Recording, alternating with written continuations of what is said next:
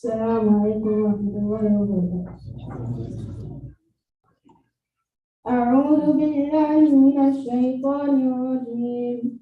بسم الله الرحمن الرحيم. وإذا ما أنزلت سورة نظر بعضهم إلى بعض هل يراكم من أحد ثم انصرفوا صرف الله قلوبهم لأنهم قوم لا يفقهون. لقد جاءكم رسول من أنفسكم عزيز عليه ما عنتم حريص عليكم بالمؤمنين رؤوف رحيم. فإن تولوا فقل حسبي الله لا إله إلا هو عليه توكلت وهو رب العرش العظيم. صدق الله العظيم.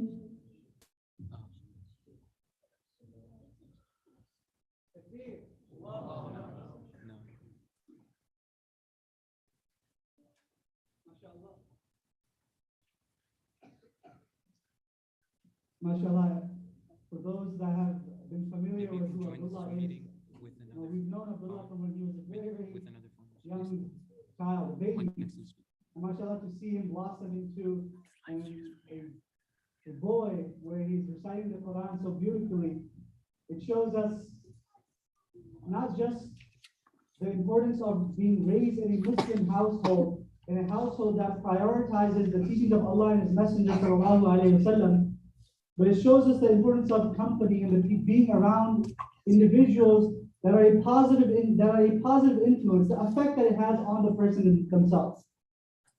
So inshallah, moving forward, one of the most prominent poets, one of the most prominent American poets was Robert Frost. Robert Frost made a statement about poetry, where he said that poetry is when an emotion has found its thought and the thought has found words.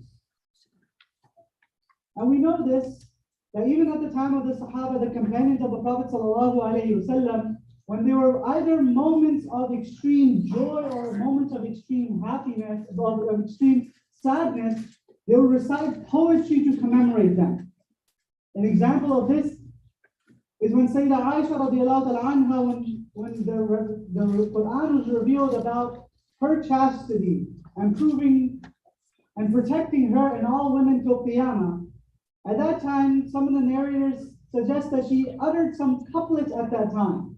There's a moment of extreme happiness for her. But the same is true in the moments where someone was going through a difficult time, where they were emotionally struggling. But they would recite poetry. Why? Because the poetry would come from the heart. Those thoughts would be grounded by an emotion. When those thoughts grounded with that emotion would find words, that would become poetry. When Fatima radiallahu anha, the daughter of Rasulullah sallallahu alayhi wa sallam, passes away, we know that there's poetry that Sayyidina Ali radiallahu anhu, he stood by her grave and he recited that poetry as well. So inshallah today, the next item of our agenda is a nasheed, is some poetry that will be recited by one of the Hifz students as well, Uwais Khaja. Uwais Khaja, inshallah, will be reciting a nasheed thanking Allah subhanahu wa ta'ala. So if I can ask Uwais to come to the stage, inshallah.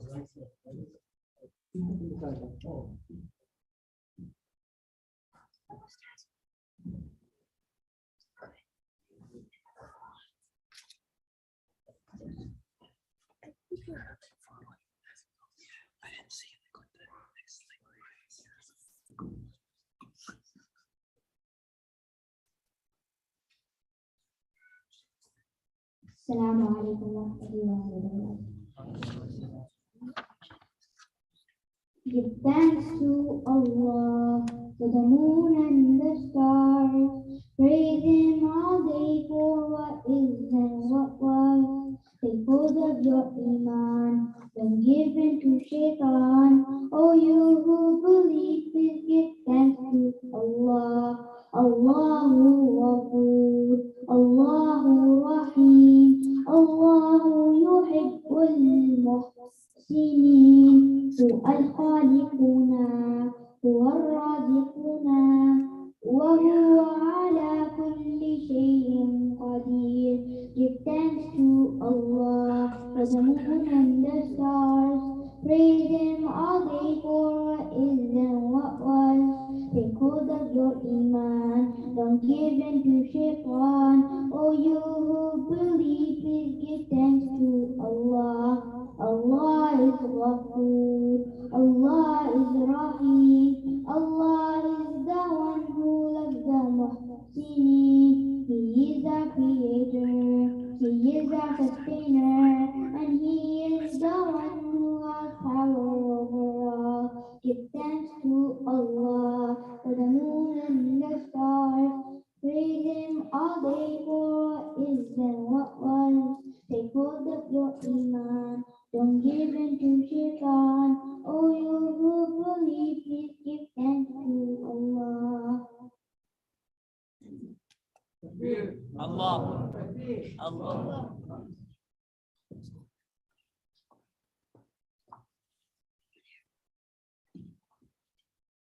Give thanks to Allah.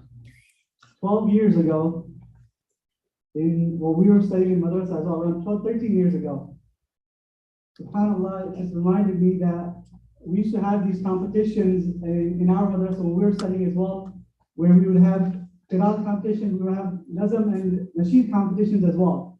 Around 13 years ago, one of our good friends and I, we sang the same exact nasheed. So we come full circle now. Alhamdulillah.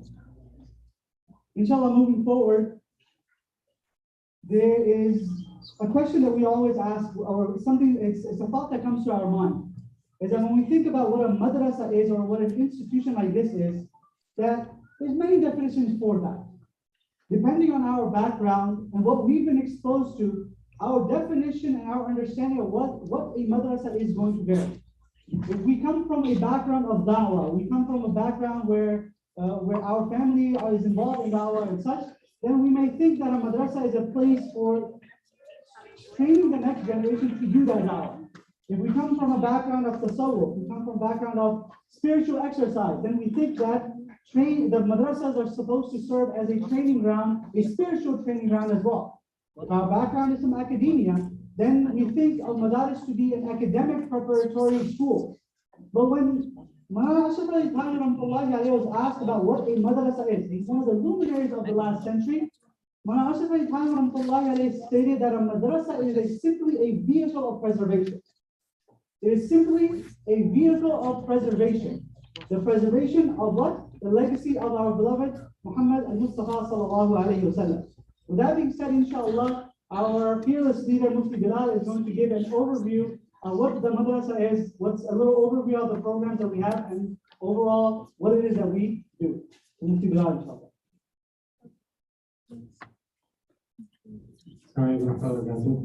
I'll be doing it from here because I have to do some stuff later here. So we'll start, inshallah.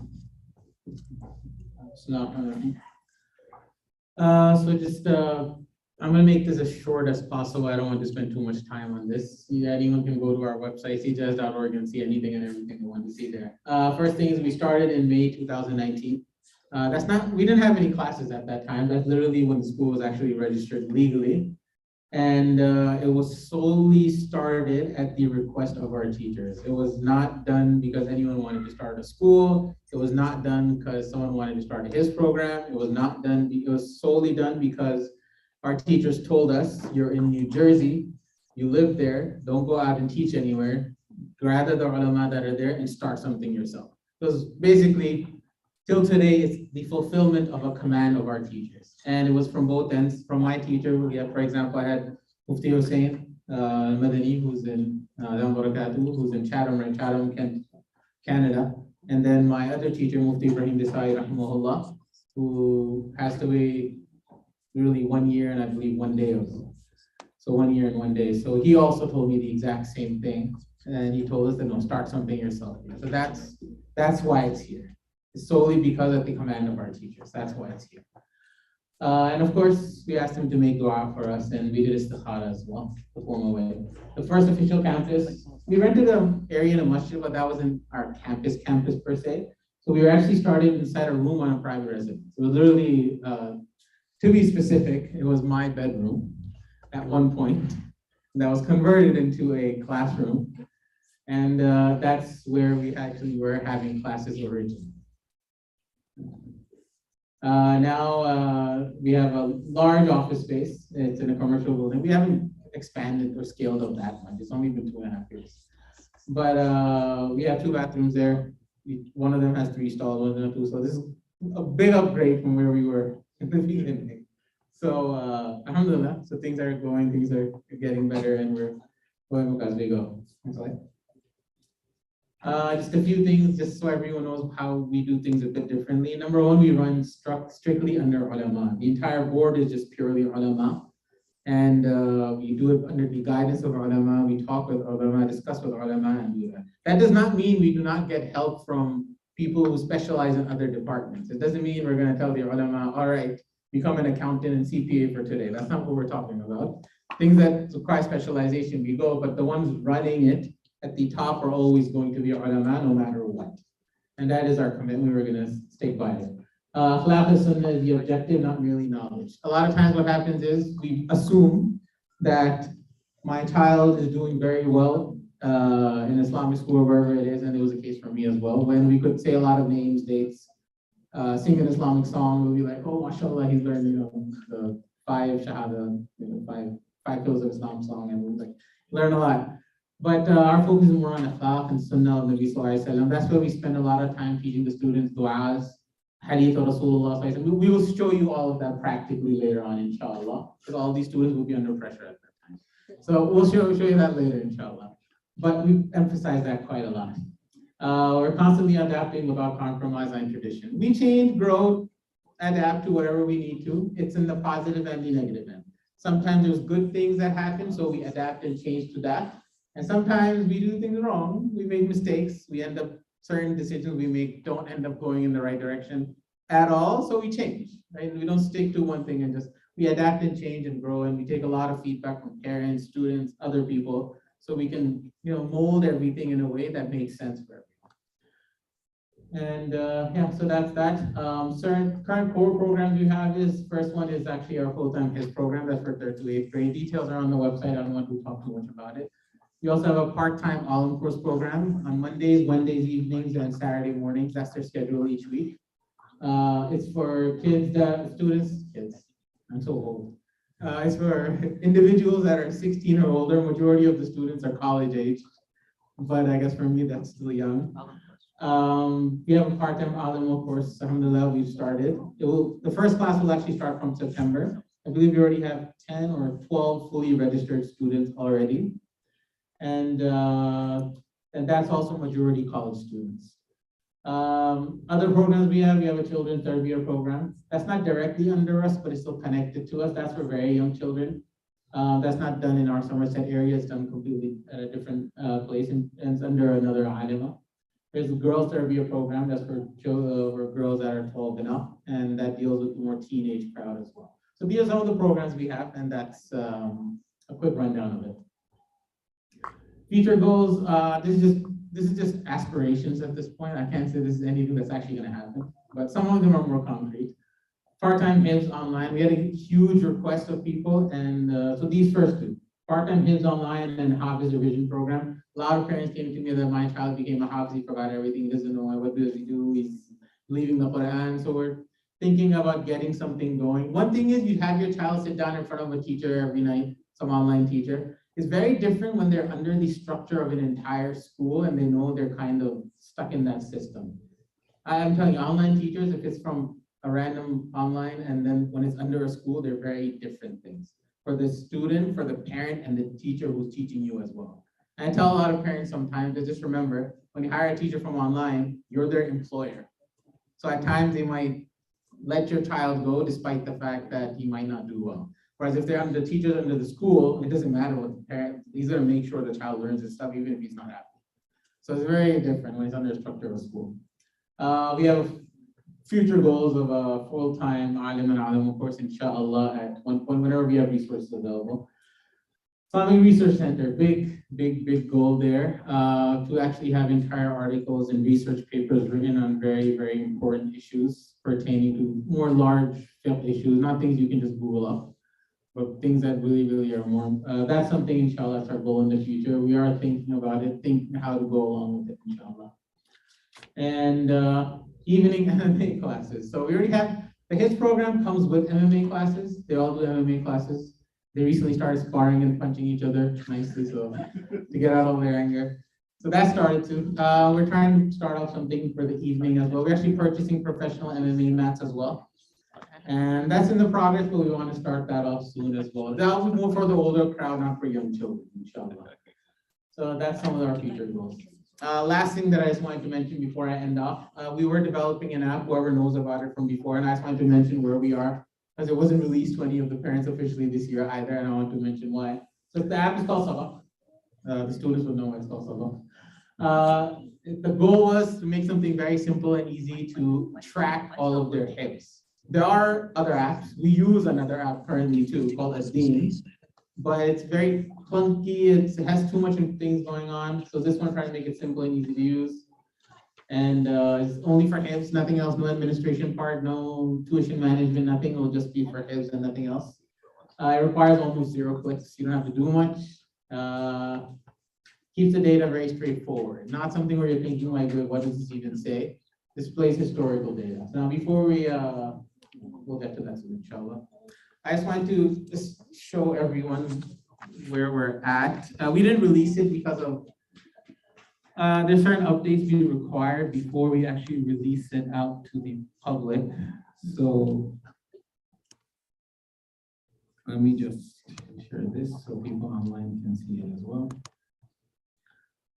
So that's the app. Now, the first time anyone uses it, it's actually on the phone, but it's online too. But it's actually it's designed for a phone, not for really. So when someone uses it for the first time, they will obviously have to sign in, and it doesn't have its own dedicated sign in. It's Google sign in. And you know, have a Google account, automatically can technically log in. But of course, if we don't add your name on our end, it will just say you don't have permission. But whoever has a Google account, automatically you will have it. Because so I don't know what this is. Okay. So this is from a parent view, from a parent. The moment a parent opens the app, automatically this screen will show up. Student 1, student 2 is supposed to be the student, their kids' names. We just put student 1, student 2. It's not from the teachers, from the parents' end. So that's their first kid, that's their second kid. So if you see like right from off the bat, the color tells you the student passed. It has the bar there tells you he read just 10. You have an idea of where he read it, probably somewhere from the second quarter. It says it right there on the bottom, the ayah and everything, how many errors. Same thing here, you can tell, oh, he read the first half of the 10th. Without even looking at anything, you can just tell he read the first half of the 10th, you know he passed. Manzil read, didn't pass that day. You can tell just by looking at that too, he did not pass. And you can quickly see here, oh, he's at the last quarter-ish of the 4th and the first half of the 5th, without even reading any ayah numbers. You don't need to read anything, you'll just know off the bat it's like that. And if you want to go to your other son, if you have 2 children, you just swipe away and you get to the next one. And you can see that too. One thing we added specifically here was, one big problem we had was with the HIBS app is if a student recites multiple portions from different areas in one shot, like here, if a student wants to recite first half of the 1st and also the last half of the 30th, for example, together, because he had like a long manzil or something, long revision. Normal apps, you have to add in like the start, Surah Baqarah, first ayah, and end of Surah Nas. It will basically say in the app you read the whole Quran. But here we did it where you can actually add in multiple entries at the same time. So it has both entries. So he said the first half of the 1st, second half of the 30th, a part of the 28th. You can distribute all of that very easily. And one other feature that we added, which is very important for teachers and parents, is a whole view of the whole past of what's been happening. So this gives the teacher a very good view that, okay, you know, this, what's been happening to the student? Okay, something good, good, good. What's happening with his module? Fail. Something's wrong. Okay, you passed that one day, fail. Like, which juz is he messing up on? You know, so we just take a look, like, what juz was it? Okay, the fourth juz he's struggling. Okay, so that's where it's happening.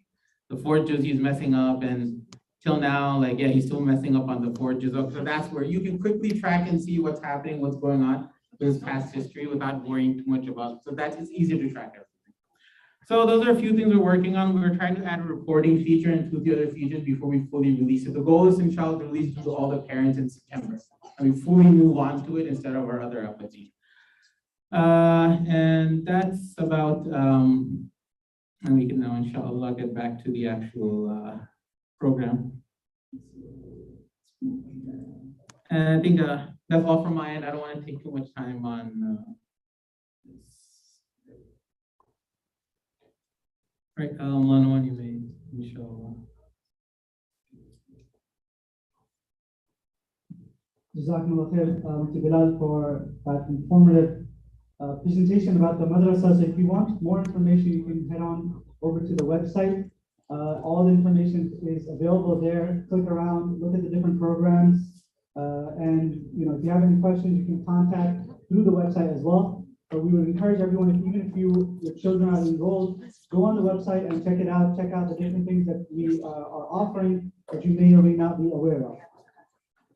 Moving forward, when we look at the life of the Prophet ﷺ, one of the things that we find is that the Prophet ﷺ was very successful, especially in creating leaders after him.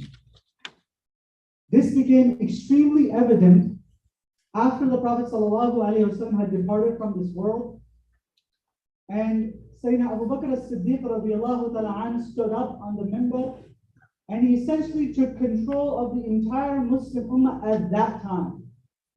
That was a quality of leadership that had to be nurtured.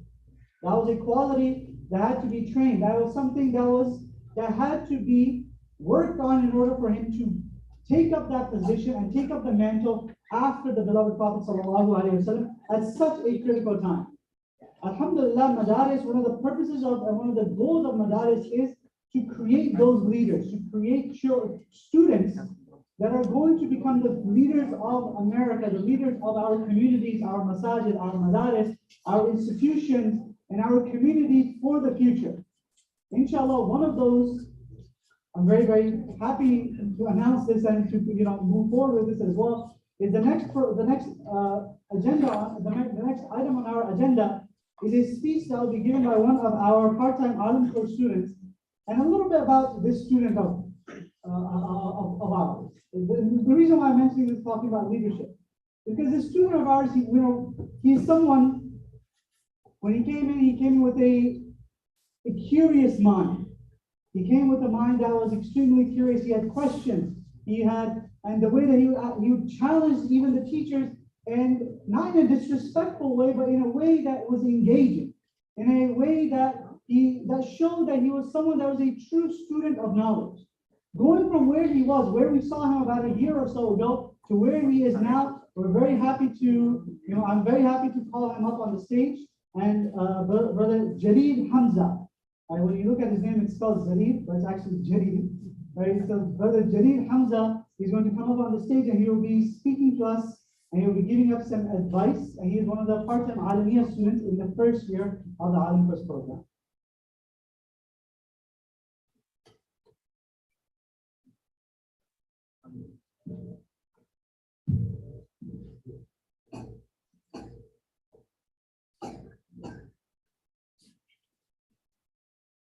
Alhamdulillah Rabbil Alameen, wassalatu wassalamu ala Sayyidina al-Anbiya al-Mursalin, Sayyidina wa Habibina wa Nabina Mawlana Muhammad wa ala alihi wa sahbihi ajma'in, amma ba'd. Rabbi shrah li sadri wa yassir li amri wahlul 'uqdatan min lisani yafqahu qawli. Rabbi zidni ilma. Assalamu alaikum everyone. My name is Hamza. I'm a first year part-time student here at Darul Uloom Central Jersey. And I've been given the task today to speak with you all. And I'm going to be honest, I accepted this task for 2 reasons. The first one, which one already alluded to, I love talking. Maybe a bit too much, as sometimes my teachers remind me, but it's true. generally enjoy talking to people. So hopefully I get to experience that today. And number two, unfortunately, my summer exams haven't been going too well lately. So, as the ayah goes, barely after hardship, there will be ease. So inshallah, after this hardship up on the stage, there will be ease in my grades. Mashallah, I'm looking out in the crowd today and I see a lot of inspirational people.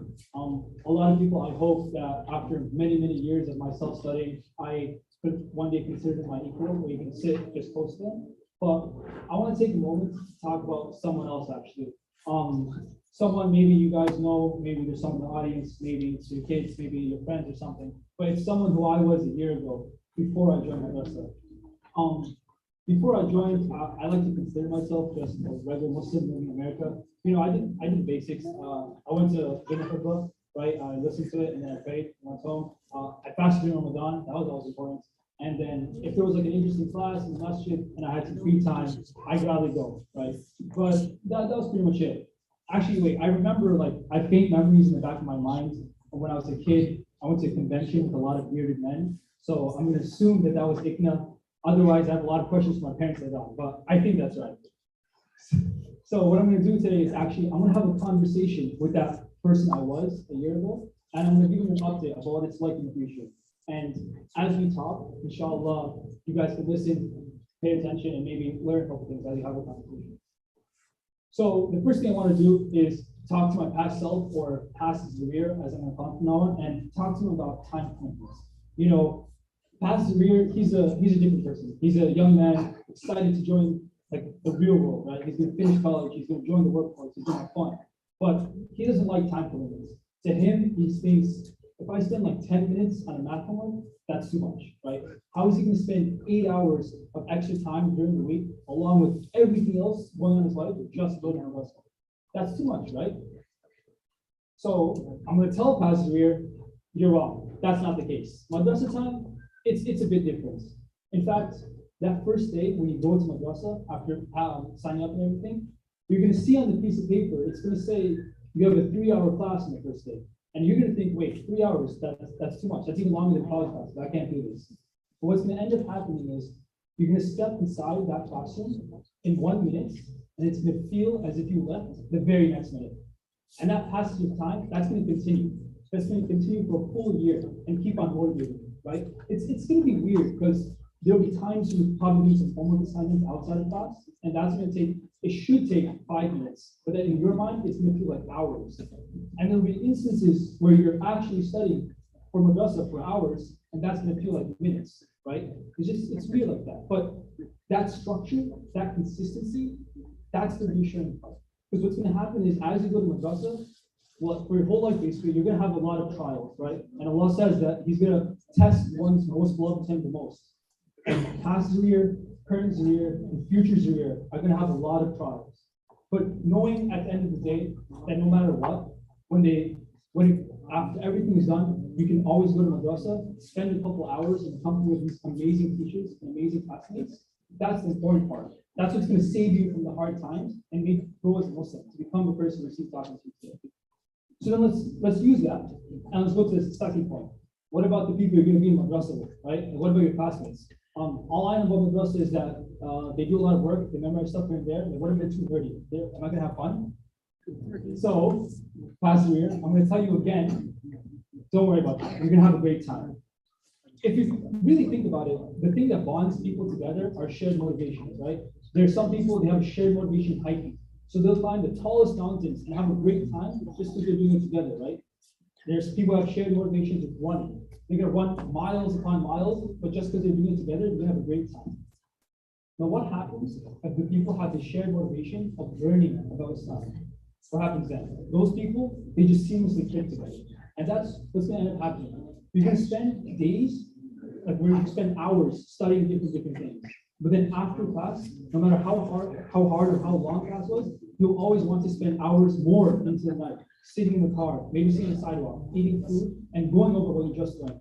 People are going to come together and you're going to have fun. You're going to go over that grammar lesson and try to speak to each other in Arabic, but because you're all brown and don't have Arabic vocabulary, it's going to be hard. But you'll do it regardless, right? And you'll have those bonds and connections with your classmates. They're gonna make fun of you sometimes. They might tease you every now and then, maybe for some mispronunciation error, maybe for memorizing something wrong, maybe for your exam scores. But that's okay. That's just part of school. And with those bonds and formations, that's what's going to cause you to grow and bring you closer to God. And isn't that the most important type of companionship after all? The type that brings you closer to God? So don't worry, you're going to make friends last year. There's no issue there. And then the last thing I want to talk about is, what about the overall environment? You know, like, past year was a certain time, right? But now, like, for example, looking at you guys all here today, everyone's wearing a kufi and a thumb. And like, back then, I used to wear like sweatpants and t-shirt everywhere. I don't know if I'm gonna fit in, right? What if I'm not smart enough? What if they judge me? What if my teachers think I'm dumb? I don't know, right? So as the trend continues, it's basically the same. Past year was completely wrong about that. So he doesn't know it yet, but the teachers he meets are going to be the most caring, the nicest, and the most talented people he's ever going to meet, hands down. There'll be teachers who come after the 9-to-5 jobs, come from a separate state by themselves just to teach you for hours in the night and make the same journey back in the middle of the night by themselves. There will be teachers who work day and night shifts in the hospital. See, Lord knows what, but at the end of the day, they'll come to madrasa and teach you, and you won't see an ounce of tiredness in your body. There are going to be teachers who spend 9 to 5 teaching one class in madrasa, maybe have like a short half-hour break, and then immediately teach the next class in the night, right? And no matter what goes on in their personal lives, whenever a teacher sees you, they'll smile, they'll say salams, and they'll give you that respect. They're going to treat you as if you were their own child. And that's the important part. Through their companionships, that's where you're going to get the most spiritual growth. And you're not going to realize the benefit of it at the beginning, but when you hit rock bottom, which is going to happen because that's just life, when you hit rock bottom and you're lost and confused and you don't know what to do, those teachers are the ones that are going to pull you out, right? They're going to give you the proper advice and make sure that you come out stronger than you were before. So don't worry about the teachers, man. Don't worry about fitting in. You're going to have a great time. You might bother them sometimes by asking curious questions like, can you pray on a piece of wood in the middle of the ocean? Is alligator meat halal? But you're going to also grow spiritually, solely through the companionship. And that's the important part. The difference between going to those Friday khutbahs once a week and going crazy during Ramadan and then giving up, the difference between that and madrasa is that madrasa continues. Everyone in the madrasa knows that learning isn't just confined from that 7 to 10 on Monday, Wednesday, and Saturdays. It continues both inside and outside the classroom. It continues during class and outside class. And it continues every single day until the day you die. So one more time, Pastor, don't worry, you'll fit in just fine. And that's what happened, right? Alhamdulillah, Pastor got over his fears, and he became the person talking to you today. And I don't think he's looked back ever since, right? As I was writing the speech, I looked back at like when I applied, I was thinking back to my memories, and I remember I was with one of my classmates. I don't think he's here right now, but I was in his basement, and we were talking, and we were thinking, should we do this? Like, we're about to graduate soon. We have work, and who knows, but we have different things to take care of. And I remember him just saying to me, he basically said, just send it, which is slang for just do it whatever you got to lose. And I didn't realize it back then, but I know now, it wasn't a matter of what I had to lose, but it's a matter of having everything to gain. I got over my fears and my doubts, and I made that jump to become a student of knowledge and to try to learn as much as I could. Inshallah, hopefully with this talk today, maybe even if one of you takes anything away, just realize you don't have to worry. It might seem a little bit intimidating from the outside, but the minute you make that jump, it becomes easier. For next year, I have a lot of my younger friends, they ask me, hey, I'm in a similar situation to you where I'm not sure if I'm going to be able to join madrasa. My classes are too hard, the commute's too much, I don't know if I can do it. And I tell them all the same thing. I'm like, the only thing holding you back from madrasa is yourself. Once you get over that self-doubt, you're going to see the spiritual potential you have just by continuously learning in Islamic environments. Just to give you a couple examples, like my classmates, they're the best classmates that I asked for. A couple of them took major pay cuts from great jobs just to stay in the area so that they could make the class on time. A couple of them go to med school, do all of that hard work, and come back at night just to make sure they can make it to class time. Many of them work in the city, and as soon as class is over, they'll take the first train back. And I don't want to make it look like I'm bragging to you, but I want to make you guys realize what an effect a good Islamic environment has in someone, right? And before I end, I just wanted to go a little bit more personal, and I wanted to say, like, to us, there's nothing else. This is the most important thing in our lives. Inshallah, that becomes the same for all of you later. But it's only like this because of very specific people. So now, just speaking from the heart, I know who I was a year ago, and I know the track I was headed for, and I know who I am now. I know, inshallah, the track I'm headed for, right? And I wouldn't be a percentage of who I am today without the guidance from my teachers. So, like, just say specifically by name, Mona Sabir, Mona Ahmad, Mona Mateen, and Mufti Bilal. On behalf of me and my classmates, Jazakallah, like, genuinely for changing the direction of the path we're headed to and making us come back to the deen. Inshallah, maybe one day, many years in the future, we can become an ounce of what we are today. But we'll do our best, and we'll definitely try to make you proud. سبحانك اللهم وبحمدك أشهد أن لا إله إلا أنت أستغفرك وأتوب إليك. السلام عليكم everyone, and inshallah you guys enjoy the rest of the program.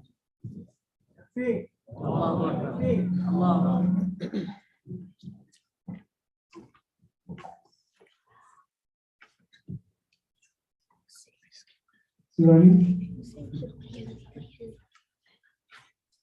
One of the things that all of us going through the years and years of training in madrasa, the difficulties that are attached to it, the hardships, all of that, one of the things that really helped us get through all of that was always our teachers. Just like as it was for the Sahaba, when they would go through those difficulties, they knew that they could go back to Rasulullah sallallahu alaihi wasallam, and he would pull them out of that mental darkness that they may be going through at that time. In the same way, the inheritors of the Prophet sallallahu alaihi wasallam today, they did that for us. And it's our hope as teachers, as educators as well, is that maybe we can do an ounce of what our teachers did for us, we can do an ounce of that for our students as well. Moving forward, inshallah, we have a special item on our agenda. This is a special that you don't get to witness very often. In fact, I've known Mufti Bilal for almost 20 years now. I've known him for a very long time. And I've only witnessed this maybe twice before, in a 20-year span. So inshallah, the next item of our agenda is once again a nasheed. It is going to be a recitation of poetry by Mufti Bilal. And it'll be about the Prophet ﷺ and the companions, Ridwanullahi alayhim ajma'in. The nasheed is in Arabic and in Urdu, and the translation will be provided on the slides. This is very much in line with the teachings of the Prophet ﷺ as well, is that when the enemies of the Prophet ﷺ, one of the ways that they would agitate the Muslims and they would agitate the Prophet ﷺ was by writing poetry against him. So the Prophet ﷺ had given a command to some of the Sahaba, in particularly, one of them being Sayyidina Hassan bin Thabit, that ajib anni, that answer on my behalf, meaning respond in poetry as well. And then he made dua for him, that Allahumma ayyidhu bi ruhil qudus, that oh Allah, strengthen him, meaning strengthen his poetry, strengthen this action of his through Ruhul Qudus, through Jibreel alayhi salam. So similarly, as Hassan radiallahu anhu defended the Prophet sallallahu alayhi wasallam at that time, we recite poetry today in defense and in the honor of Rasulullah sallallahu alayhi wasallam as well as his noble companions. So inshallah, moving forward, there will be a nasheed that will be sung by our beloved Mufti Bilal.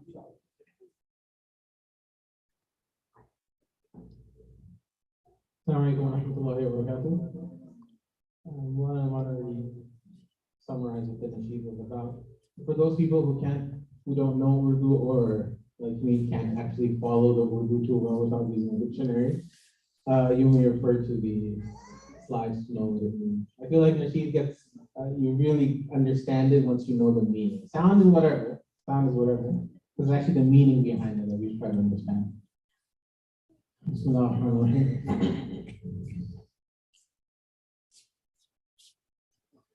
مصطفى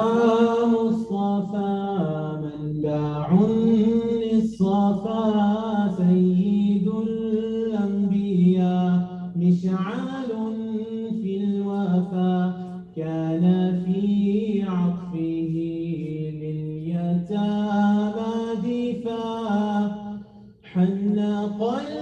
قلبي له فاض شوقا إليه ليس أرجو سوى شربة من يديه الصلاة عليه والسلام عليه للسماء ارتقى وأتى بالنقى وغدا وجهه نيرا مشرقا كان من عفوه حين حان اللقاء قال فلتذهبوا أنتم الطلقاء حق دلدار کو شاہ ابرار کو میرے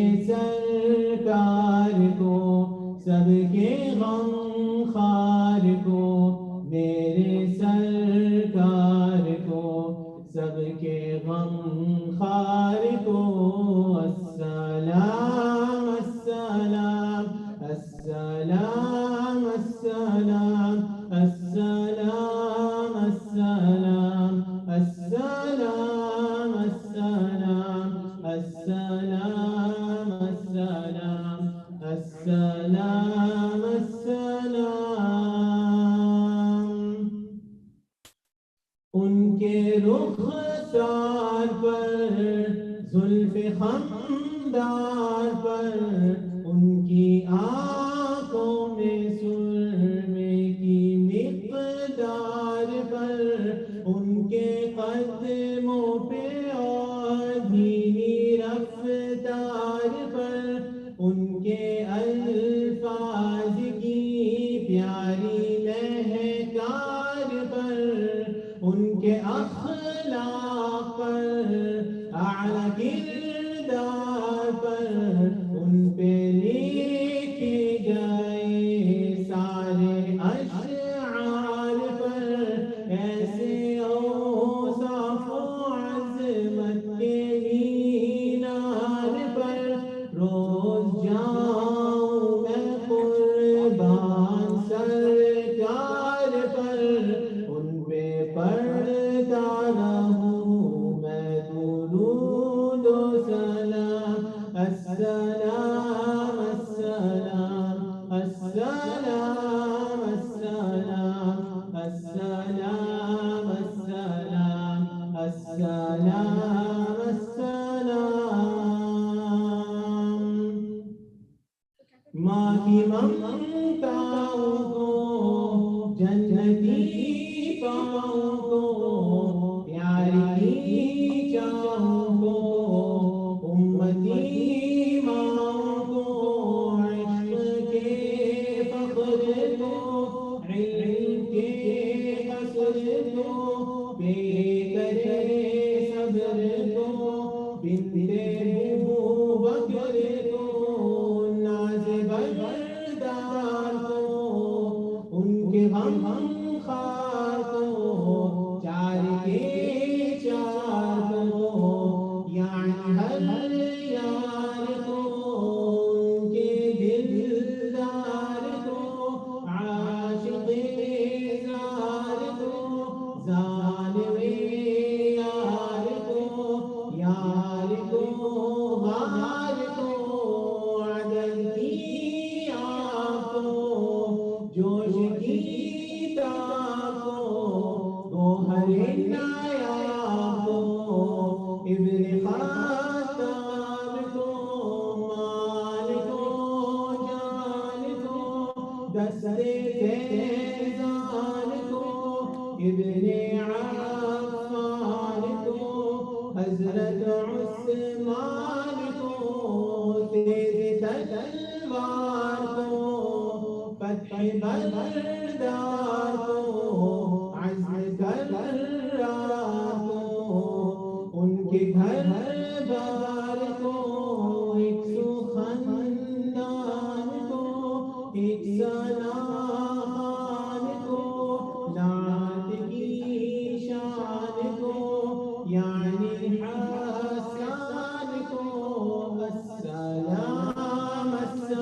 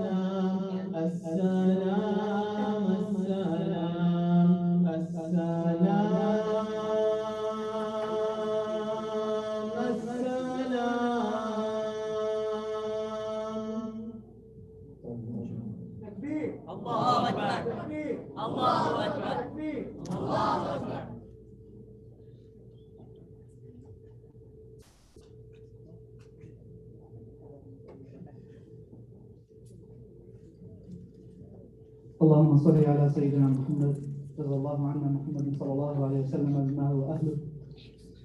Inshallah, moving forward with our program, the next item on our agenda is going to be a competition. Now, one of the things about Islam is that Islam nurtures the competitive drive that we have. In fact, we are commanded to compete with each other in that which is good. So inshallah, moving forward, we will be having a hifz student competition that will be conducted by Mufti Bilal. And we have 4 teams that will be taking place. So I'll ask at this time for those that are for the team captains to come onto the stage with their teams, inshallah.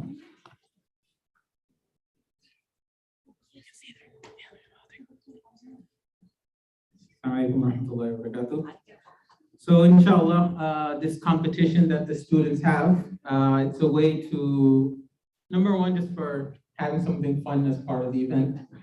And number 2 is to display a bit of what the students learn and what they do throughout the year and some things that they learn.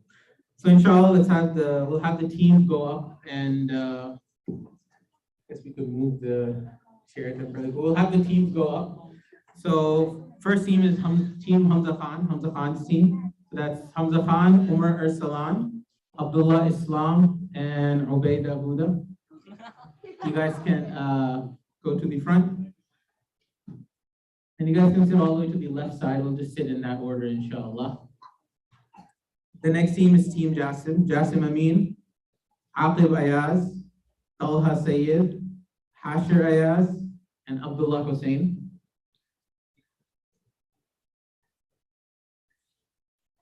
The third team is Team Zakaria Ahmad. So Zakaria Ahmad, Ibrahim Alam, Omer Shafiq, Hamza Sayyid, and Inamur Rahman.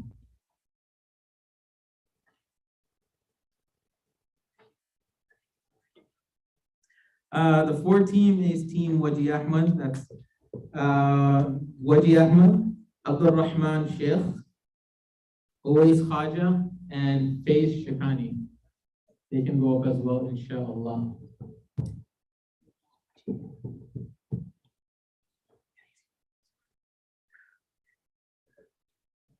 Okay, so inshallah, we will begin. So this is the first time we're doing this live event, and I didn't think it through, to be honest. I forgot that the screen would be on the other side and they can't see the Jeopardy. So inshallah, one will be improvising with his tablet over there so they can also see what's going on. But without further ado, we'll move forward, inshallah.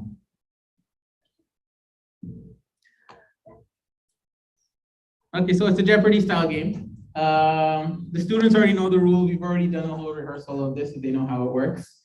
Each team goes one at, and I'll read off everything as well so the students know what's going on. Each team goes one at a time until no questions remain, or we're gonna stop in 20 minutes, or around 4:30, we'll stop at 4:32.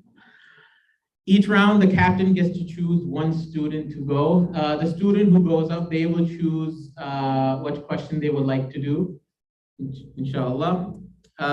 Once the student goes, he cannot go again until all the students have gone. So each person on the team must go at least once, then everyone will be recycled and they can be used again. Each answer is worth a listed amount of points unless otherwise stated. You will have 45 seconds to answer each question. There's a timer on the actual slide. Everyone will be able to see the timer. So we're a bit lenient. They're kids, it's okay. Sometimes the timer will go off. You'll see me kind of just be like, it's okay. Questions that require longer time, such as du'as and hajj, some du'as are longer. So then we'll give them a little bit of overtime as long as they've started saying the dua. One mistake will be overlooked in each dua or hadith. So if they get stuck in one place and I give them the answer, or they just say one part wrong and finish the dua, that'll be fine. But if they make more than one mistake, then the answer is incorrect. Points from this game will be added to their total points. So Team Hamza Khan and Team Jasim have 700 points each already from a previous game that we did. Team Zakaria Ahmad has 800. Team Waji Ahmad has 900 points already from before.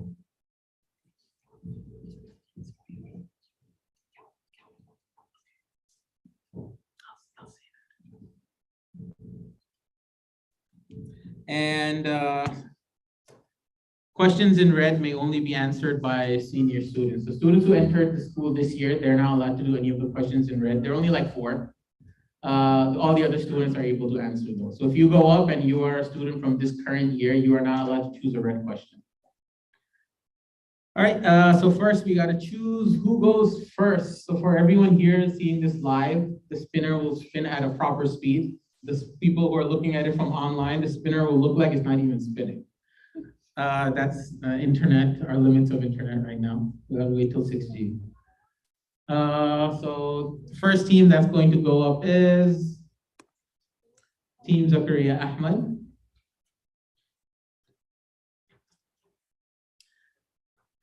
The next team will be Team Hamza Khan. They'll be number 2. Then it will be Team Jasim. And then finally that leaves Team Waji. So Team Zakaria, Team Hamza Khan, Team Jasim, and Team Waji. So we will start, inshallah.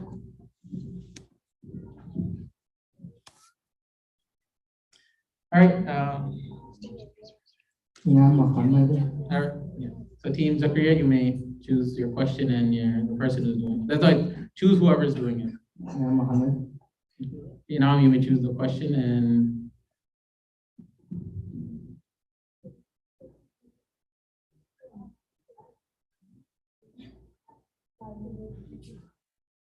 500 salawat.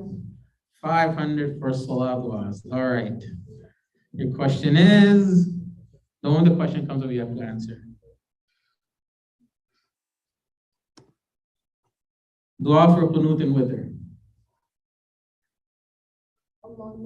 اللهم إنا نستعينك ونستغفرك ونتوكل عليك ونثني عليك نشكرك ولا نكفرك ونخلع ونستغفرك من يكفرك اللهم إياك نعبد ولك نصلي ونسجد وإليك نسعى ونحمد نرجو رحمتك ونخشى عذابك إن عذابك بالكفاية.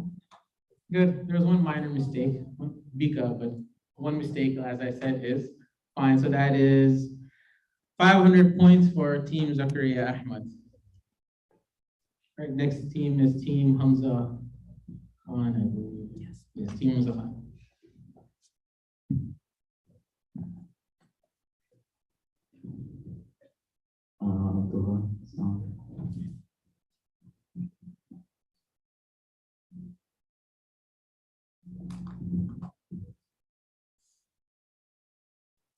Hadith second set 400. Hadith second set 400. All right, your question is complete the hadith, the translation. لا تحقرن. لا تحقرن من المعروف شيئا ولو أن تلقى أخاك بوجهك. Do not consider any deed to be small even if you do better with the cheerful face. Good, that is correct. So Team Hamza Khan, 400 points. All right, Team Jasim. I apologize to Mona, I don't mind.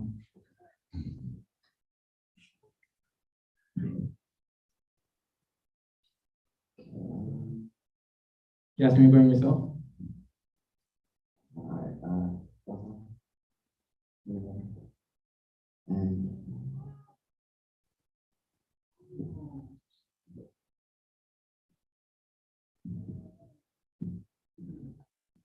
Hadith first set 500. Hadith first set 500. All right. Your question is complete the head turn. لا تبالغوا. لا تباغضوا ولا تحاسدوا ولا تدابروا وكونوا ويخلوا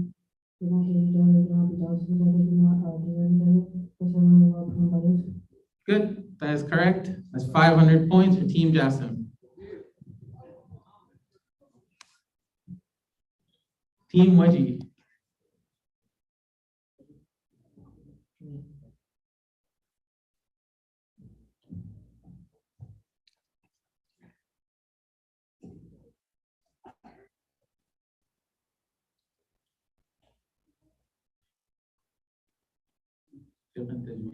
Hadith second set 500. Hadith second set 500. All right, your question is, Inna Allah la yanzuru. إن الله لا ينظر إلى صوركم وأموالكم لكن ينظر إلى قلوبكم وأعمالكم. Surely Allah does not look at your appearance and looks, but He looks at your hearts and your deeds. Good, that is correct. 500 points for Team Waji. Right, back to Team Zakaria Ahmed.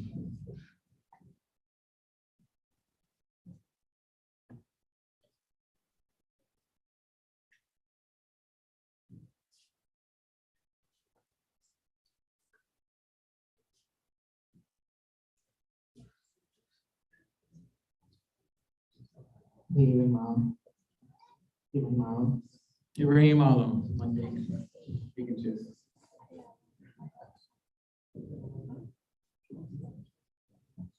Tajweed 500. Tajweed 500.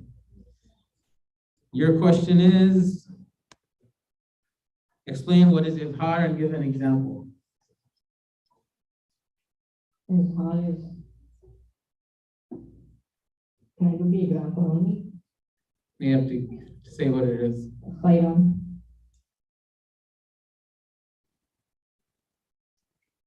You gotta explain what Izhar is too.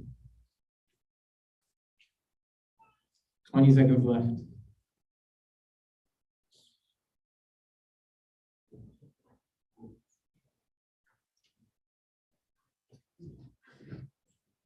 Ten seconds left.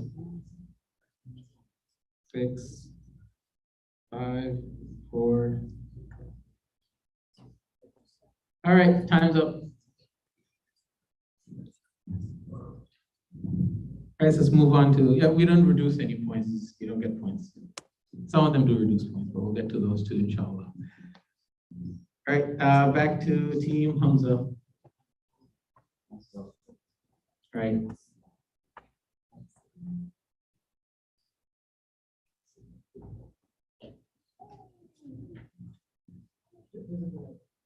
Oh, yes, no problem. They're using the live stream link, so it's kind of takes 10 seconds. So it's still on the screen with the question for them.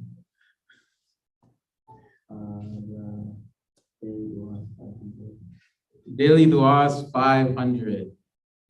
All right. Dua to say during wudu. The dua during wudu.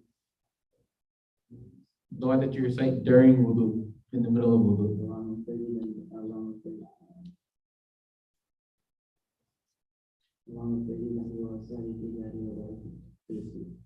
Good, that is correct.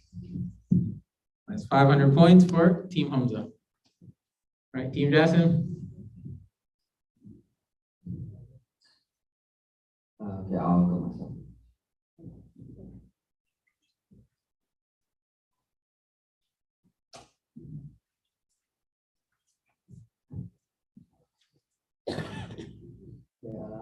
Fiqh 500. Fiqh 500. All right. Your question is, we might give a little bit of extra time, but it's gonna take time reading the question.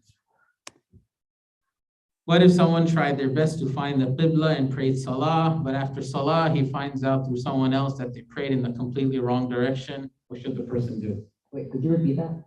If there is someone that had to pray Salah and they tried their best to find the Qibla and they prayed the Salah. After they're done with their Salah, someone tells them that you prayed in the wrong direction. What happens to their Salah?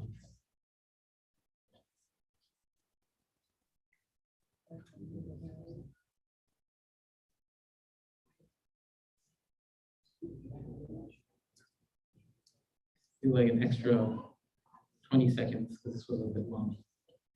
He should redo his salah. He should redo his Salah. That is the incorrect answer. You try your best to find the Qibla and then someone tells you later your Salah is still correct. You're still fine. All right, happens to us a lot. So that would be a problem if that was correct. Okay, let's go to whichever team is next. Team Waji. Abdurrahman. Abdurrahman. Daily du'as 400. Daily dua is 400. All right, your question is, okay, so this is so we have these random weird rounds in the middle that are just random. So if you get the question, you'll have 30 seconds to answer. If you get it right, you get 600 points and all the other teams get 400 points too. If you get it wrong, you lose 300 points and everyone else only loses 200 points.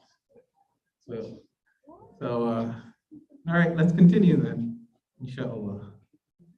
Your question is, what is the dua to be said after wudu? أشهد أن لا إله إلا الله وحده لا شريك له وأن محمدا عبده ورسوله اللهم اجعلني من التوابين واجعلني من المتطهرين. Good. There was one mistake, though ashhadu anna, but it's one mistake is allowed. So all teams, so team Waji gets 600 points. Everyone else gets 400 points. All right, good. Go back to Team Zakaria. Go to myself.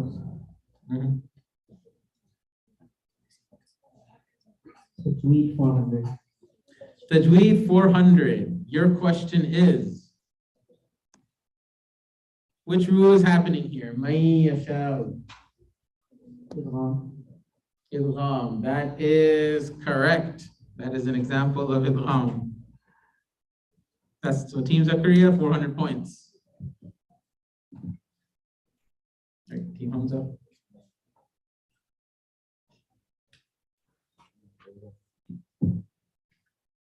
Everybody tell me.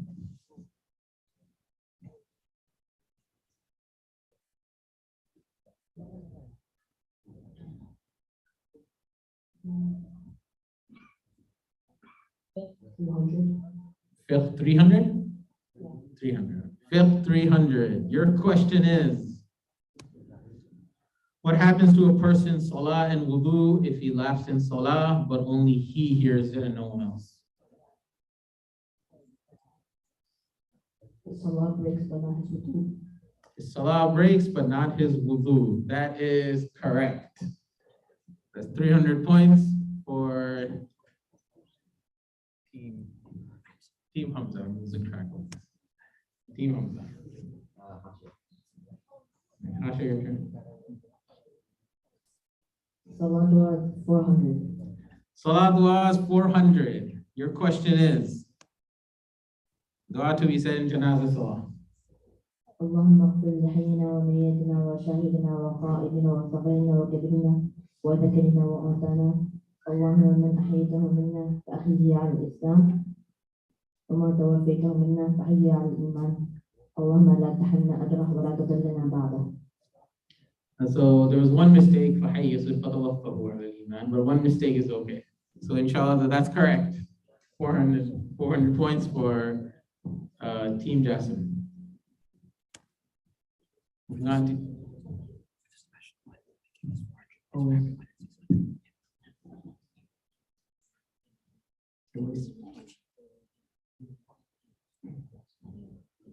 It's still showing that question.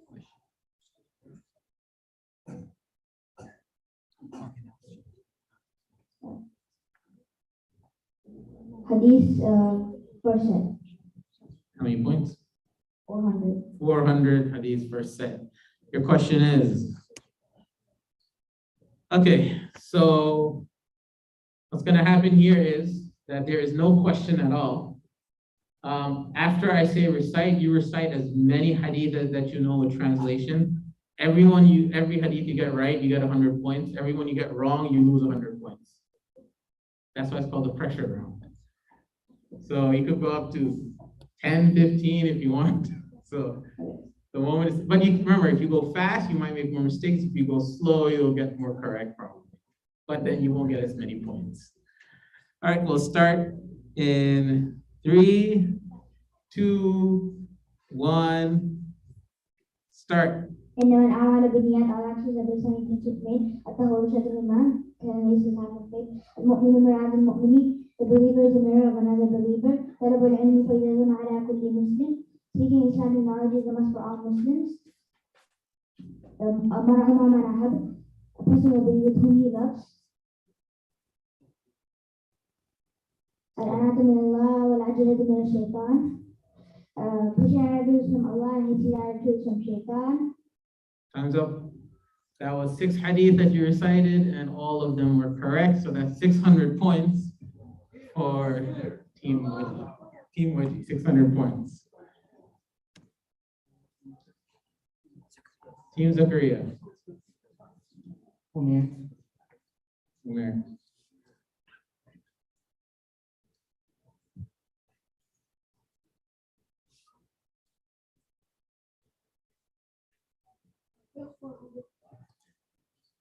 400. Your question is, again, I'll slowly say the question because it might take some time to show up on your screen as well.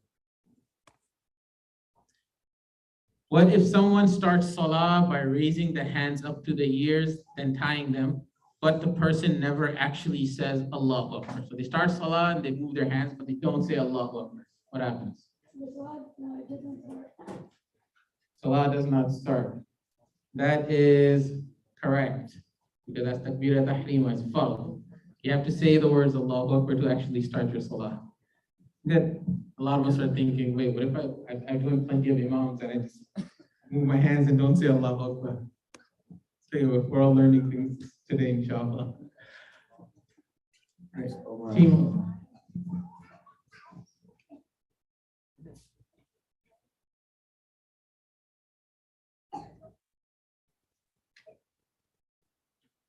Five more minutes, then inshallah we'll end. Salah dua is 300. Salah dua is 300. Your question is, dua to be said after the adhan.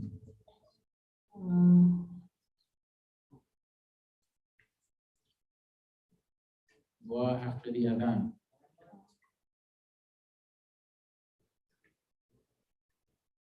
So 30 seconds.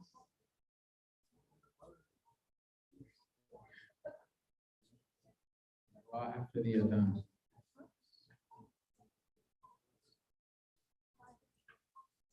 Fifteen seconds.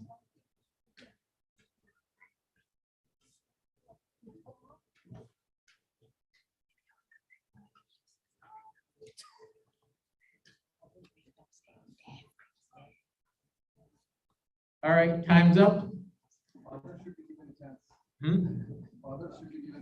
Oh, there's always.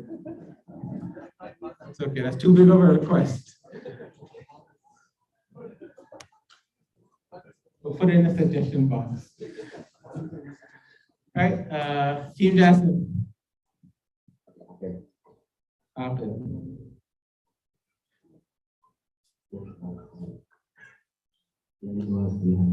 Daily dua is 300. Your question is, dua for waking up from sleep. That is correct. 300 points for Team Jason. Team Waji.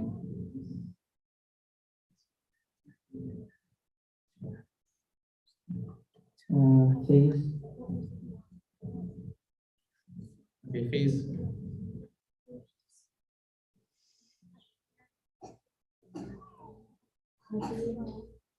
Hadith 200. Hadith first set 200. Hadith first set 200. Your question is, oh, okay. So you have 30 seconds to answer this question. If you get it right, you get 200 points, but not yours. You can take someone else's. You can take 200 points for any team.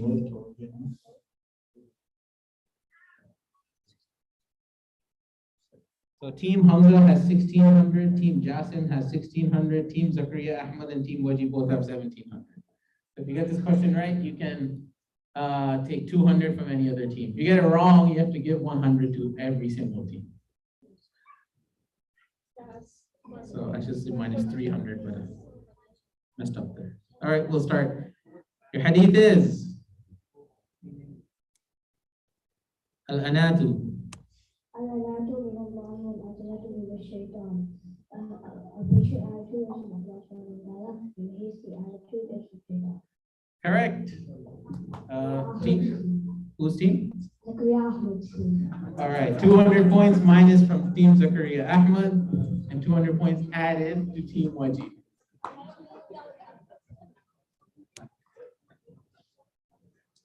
All right, Team Zakaria. Maybe you'll get a similar question. Hamza. Hamza Sayyid.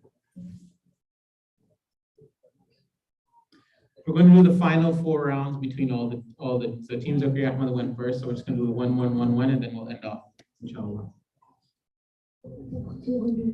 Fiqh 200. Your question is. Oh, okay. So there's going to be multiple fiqh questions on the next slide. I'll give more than 30 seconds because it's going to take time for you to show up.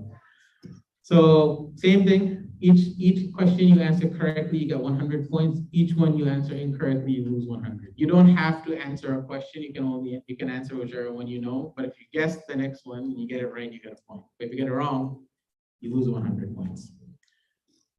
Your fifth questions are, I'll go one by one, and you can say skip if you don't know it, and we'll go to the next one. I'll just keep repeating until the time runs out. Until you can see it on your screen at least. Your questions are, first one, list 3 impure things. Blood, skin,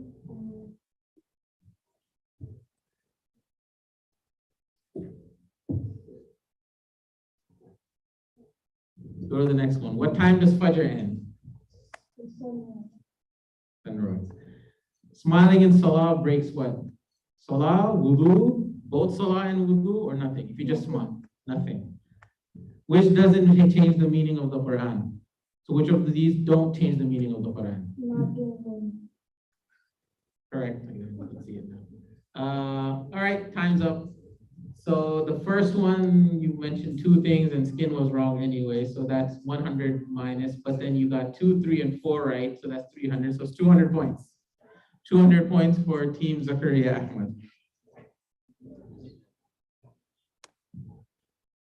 All right, that was the last turn for Team Zakaria Ahmad. Now the last turn for Team Hamza Khan.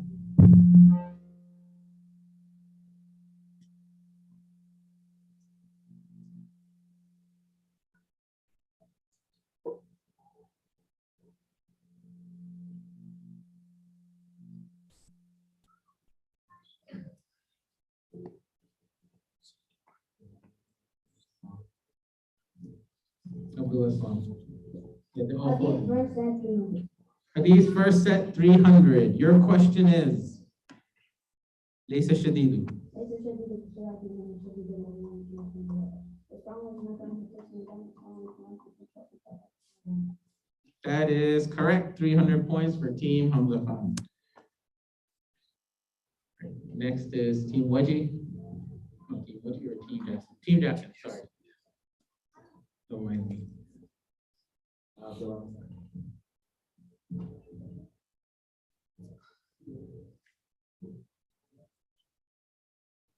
For 100. Hadith second set 300. Hadith second set 300. Your question is, لا يؤمن أحدكم حتى يحبه. لا يؤمن أحدكم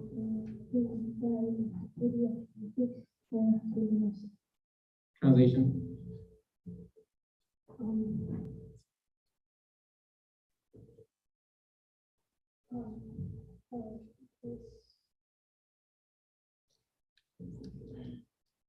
Twenty seconds.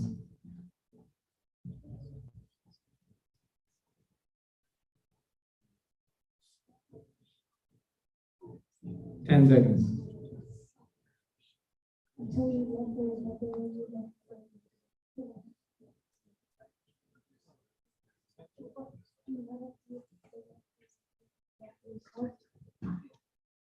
That is partially correct. So this will be incorrect. The translation was, none of you will have true iman until you love for your brother, you love for yourself. And the reason such a long version of it, I've mentioned all the way till here because there's another hadith on this, which لا يؤمن أحدكم حتى أكون أحب إليه. They would have not known the difference if I didn't mention it till here. Okay, and Team Waji.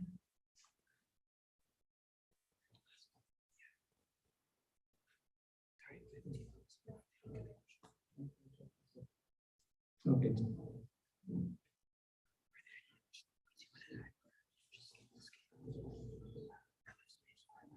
Hadith second set 200.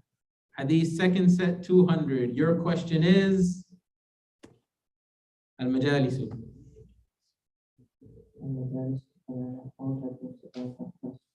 That is correct. That's 200 points, and that ends our game for today. And we will not let anyone know what the final score is until later on, inshallah. So, inshallah, I'll give the floor back to Maulana Numan.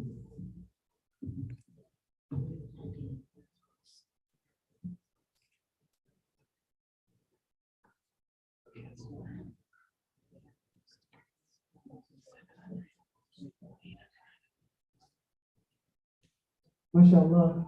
You know, some of these questions you may be wondering, I think as we listen to the questions, you have to ask yourself that question as well. Do I know the answer to that or not? If you don't, then maybe it's time to enroll. We also accept adult students as well. Inshallah, moving forward, the next time our agenda is inshallah our keynote speech. It is by our respected elder, our teacher, our mentor, who has been guiding us, who has been helping us from the very get-go. Sheikh Asim Ahmed, mashallah, is here visiting us all the way from upstate New York. He is a hadith teacher for many, many years. He's a teacher of most of the ulama that are here. He has taught them at least one book, or if not more than that. Inshallah, without further ado, I'll ask Sheikh Asim to come on the stage and speak with us.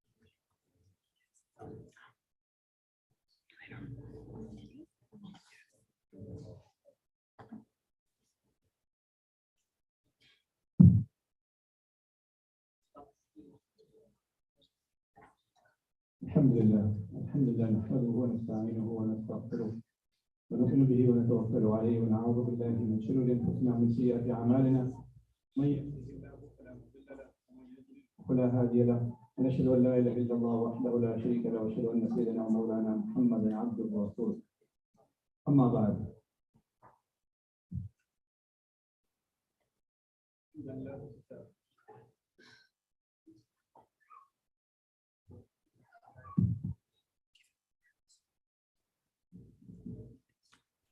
My phone backs up when I open.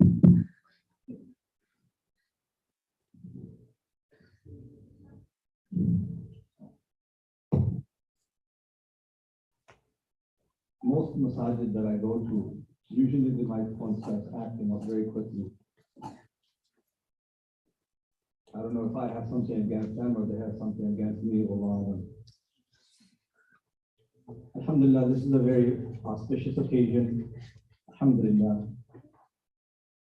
I'm grateful to all who have come here to attend this gathering because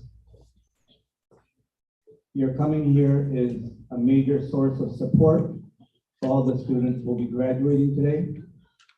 And because of the times that we live in, if these students don't get the support from their community members and their parents, from families, and from the people around them, they feel like they haven't accomplished anything. Because when students graduate from high school or graduate from college and university, they always see big, big celebrations, right?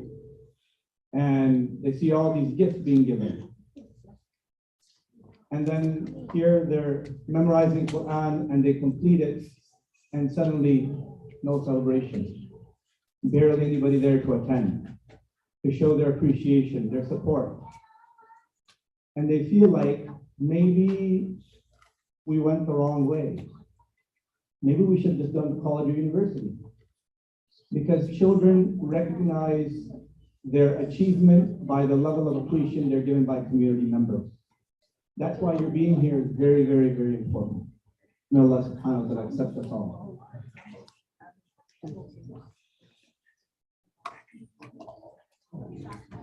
One of the most important matters, challenges I should say, that we're facing in these times is the question of identity.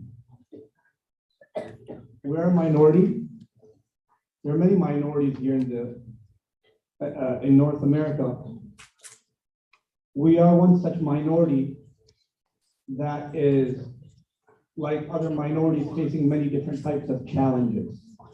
That is unique to being a minority in this part of the world. One of those issues that we face is the challenge of maintaining who we are as Muslims. If you're a minority and you don't have a sense of identity of being Muslim, then it's very easy to dissolve in the majority. It's very easy to be assimilated. And that's why there's a constant push in our times for assimilation. Let's be more like everyone else. The biggest challenge that we face because of this is that we have to constantly assert our identity to avoid assimilating and getting our children lost in the currents of the modern society. If you don't make an effort to assert the identity of your children and your families, the likelihood is you're going to lose your children and you're going to lose yourself as well. I'll give you an example. So a couple of years ago, I was in Houston, Texas. And I went to one store. I don't remember which one. And the computer crashed, so we were waiting for it to start up again. In the meantime, we had a long line of people wanting to purchase something. The guy sitting at the cashier register seemed like your, normal dude, right? And he was just doing his other work while he waited for the computer, the system to start up again. And I had nothing better to do, so I sat there and observed him. And one of the first things I noticed was he had a tattoo. And the tattoo read, S-H-A-Y-M-A,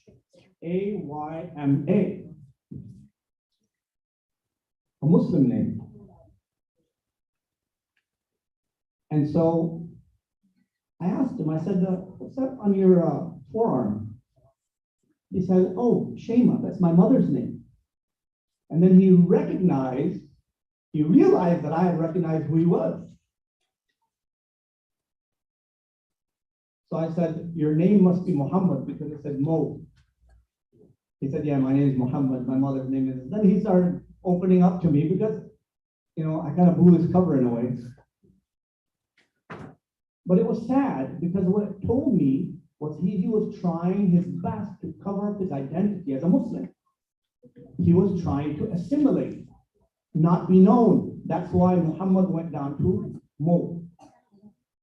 Now, if you ask, why do people love celebrities like Muhammad Ali or Khabib? Why do we like people like that so much? I'm talking about these two sportsmen specifically because they're very unique in a special way. Muhammad Ali was a very defiant person. He insisted when he joined the Nation of Islam, eventually became a Sunni Muslim. But when he first came into the Nation of Islam, he insisted on changing his name. And he used to ask his opponents to call him by his Muslim name, Muhammad Ali. I'm not Cassius Clay anymore. And you're going to call me by my name, otherwise I'm going to beat you up. Why did he insist on that? Because he was proud of who he was. He was proud of his identity as a Muslim. Years later, when he passed away, they wanted to put his star with his name on it on the Walk of Fame in Los Angeles. He said something very interesting. He said, my name should not be placed on the floor. He's the only person among all the different celebrities whose names are on the Walk of Fame, whose name is not on the ground, it's actually on the wall. So they asked him why his name is not on the ground. Why is it on the wall? He said, I don't want people trampling over the name of Muhammad. Strong sense of identity, but where did it come from? Where did it come from? The connection he had with Rasulullah sallallahu alaihi wasallam, the love he had for Rasulullah sallallahu alaihi wasallam, the admiration he had for Rasulullah sallallahu alaihi wasallam, that he doesn't want the name of his Nabi sallallahu alaihi wasallam to be placed on the ground, people walking over it. But for him to even stand up and say, my name is not going to be on the ground, is a sign of his pride and his sense of self-identity. That's very important to protect yourself against assimilation. The fact that the other brother who I'm talking about was at the cashier register changed his name means that he didn't have that connection with Rasulullah sallallahu alaihi wasallam, that he's proud to present his name, reveal his name to others. What it comes down to is something Rasulullah sallallahu alaihi wasallam said. He said in a very famous dua, he said, Allahumma ja'al sarirati khayran min alaniyati wa ja'alaniyati salihah. Oh Allah, beautiful dua he made. Oh Allah, make my batin. Sarira means secret, meaning the batin. My inner condition better than my outer condition. Outer condition refers to how you look, your name, things that people can notice. Nobody can notice what's in your heart. So he's saying, make my inner better than my outer. وَجَعَلْ عَلَانِيَتِي صَالِحًا, and Ya Allah, make my outer very good, which means automatically the inner will be even better. So Rasulullah sallallahu alaihi wasallam is through this dua is teaching us that if we have a strong connection with Allah and His Rasul sallallahu alaihi wasallam, then our zahir will be good, will be even better. We'll have a strong sense of identity. Muhammad Ali had a strong connection internally with Rasulullah sallallahu alaihi wasallam, and it reflected in his desire, in his defiance, his need that no, my name has to be against the wall, as opposed to trying to hide his name and not caring where his name appears in the Walk of Fame. You see that same thing in Khabib, the sense of defiance. He insists on saying, mashallah, inshallah, doing sajda, praying his salah, not caring whether people are watching, what are they thinking, how are they feeling. Because he had a strong connection with Allah subhanahu wa ta'ala, he's not being impressed by what people see. He's not impressed by people's opinion. He's not getting influenced to change himself. So when the batin is good, then the zahir will be even better.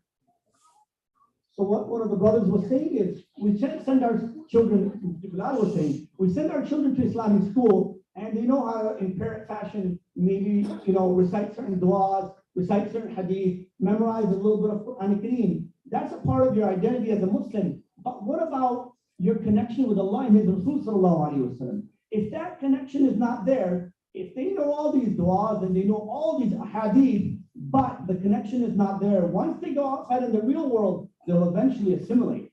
The du'as will be gone, the hadith will be gone, and everything else will be gone with it, possibly even the iman. Therefore, we've had examples, and I'm sure you've heard, of people who memorized Quran and turned away from Islam. Not one case, many cases. That's why these madrasas, like the one Musab and established and founded here, is essential to establishing a true Muslim identity, because the focus is not on the zahir, the focus is on the batin. The fuel that creates the zahir, which is the batin, is the main focus of the madaris. That's why one of the points he made in his in the slides was that we're going to focus on the akhlaq and the sunnah of Rasulullah sallallahu alaihi wasallam. And a good example of that is Brother Zahir, or was it Jareed? I'm sorry. Brother Jareed. So Brother Jareed, did you used to wear imamah before you came here? You see the difference? Now there's a sense of identity. He wears imamah, people know this is Muslim. I've been wearing alhamdulillah imamah for many, many years, and I wear it wherever I go. I could be in the airport, I could be in the store, I'm wearing it all the time. It's a sunnah of Rasulullah sallallahu alaihi wasallam, but bigger than that, for me, it's a sense of identity. It stops me from assimilating. It's a necessary means of protecting my deen, protecting my iman. If I take my imam off, if I take my beard off, it's a lot easier for me to what? Change and become what I really am not. Falling into sin would be a lot easier. But with an imamah and with a beard, could I go into a bar? There's a lot of places I feel ashamed of going to. There's a lot of things that I feel ashamed to say. What are people going to say? This is not respectable. Look at you and you're talking like this. Would I want to swear with an imamah and a beard? Astaghfirullah, the Shaykh said this. Right? So it protects you against so many sins. That's why identity is so important. But identity always begins from the batin, and that is establishing love for Allah and establishing love for Rasulullah sallallahu alaihi wasallam. That's why we need to support and patronize these madaris, because these are the only institutions here in this part of the world that are help protecting the identity of our children, our next generation, that are going to take up our places after we die in the masajid. They'll become the new board members, the new administration, the new musalli, and the congregations. And if they are not there to establish and if their identity is not established, then those masajid will be sold to maybe another religious group, just like the churches are now being sold to Muslim groups. It's just a matter of time. So we don't want to repeat the same thing that churches have done in the past, where they did not work hard on establishing the identity of their congregants. We want to focus on that, and madrasas are essential to bringing people to the masajid. Essential to creating that next generation that will continue to raise the banner of Islam in this part of the world. This is a bigger issue now and here than it is in Muslim countries, where the Muslim identity is already collectively established, so you don't need to make a concerted effort to maintain it. So people say, it's not a big deal, it's not a big deal, the name is not a big deal. All this is a big deal because it reflects what's inside. It reflects what's inside. That's why Rasulullah sallallahu alaihi wasallam is saying that dua that I just recited, that if the zahir is good, then the batin is even better. But what that also means, right, diametrically, is that if the outside is bad, then the inside is probably a lot worse. If the core of an apple is rotten, then it's going to appear on the surface of the apple as well. That's what it is.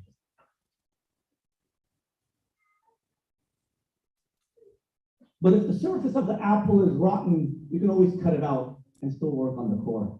You can still eat the apple. That's why, repeating myself again, we need to support these madaris and establish more of them. I find that this is one of the only solutions for Muslims living in this part of the world. The second solution I think is very important. This is what I started with my own kids, and I would encourage us to do the same thing, is to revisit our Islamic history. So I take my children to Turkey, to different Muslim countries, to visit the masajid, the Islamic landmarks, so they can see what our past was like, because that's a part of building and shaping your identity, who we were. Because we don't know who we are. This is who we were. Look at this Hagia Sophia Masjid, right? Look at the Mehmed Pasha Masjid. Huge, 10,000 people. If it was made for 10,000 people, that means that there was a time when people were praying in this masjid in large numbers. MashaAllah. Look at where we are now. So just wanted to share with you one anecdote that just came, and I shared it with my kids when we went to Turkey last time. So there's a group called the Sayyid Nursi group. Sayyid Nursi was an intellectual scholar from the early 1920s, 30s. I think he died in the 40s, 50s. Some of his followers and his students are still alive today, and they've established madrasas across different parts of Turkey. So there's one madrasa that they have right next to Hagia Sophia Masjid. And I was invited there with families. My wife and my children were with me. And basically it was an old Uthmani madrasa built by Salim I. He was one of the most powerful sultans of the Uthmani Empire. He's the one who conquered Egypt from the Mamluks, conquered many lands, and made it a part of the Uthmani Empire. In any case, Salim I was the person who founded this madrasa, and he founded many other madrasas like this in Istanbul and other parts of Anatolia. So I was invited here at this madrasa, and before I entered, there was a huge door with the Uthmani inscriptions on it, very beautiful, very large, and you could tell it was one of the original doors that had been built by the Uthmani architects. So there's a threshold there. It's a raised threshold where the door is. So you have to take your shoes off, step in.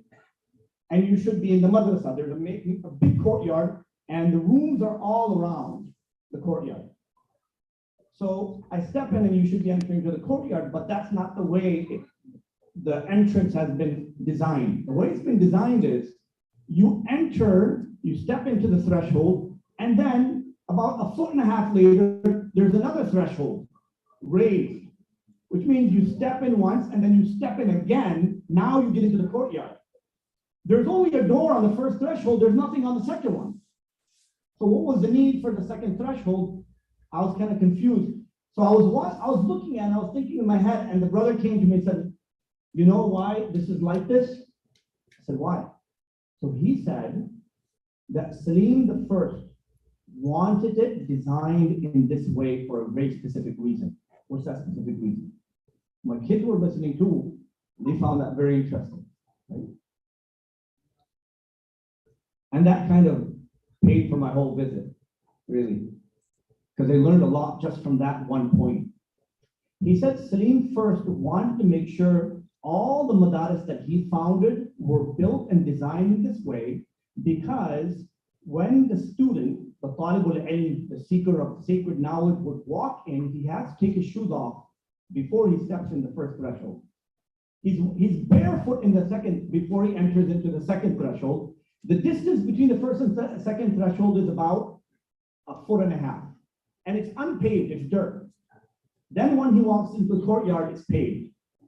So he wanted to make sure they have to step foot in the first threshold, the space between the first and second threshold, so that their bottom of their feet touches the dirt. He wanted the rectors of these madaris to collect that dirt and keep it for him for the day he dies, so that they could pour it over his grave as a sign of barakah, that he did work of deen and he can present it to Allah subhanahu wa ta'ala on the day of judgment. Like, so such small, minute details which indicate the level of respect, reverence that they had for the knowledge of the deen of Allah subhanahu wa ta'ala. And this is the most powerful person in the world at the time, because the Uthmani Empire was one of the superpowers of the time. Yet his humility and his level of respect for the sacred knowledge, that he wanted the dirt underneath the soles of the seekers of knowledge, he wanted that placed over his grave after he died. SubhanAllah.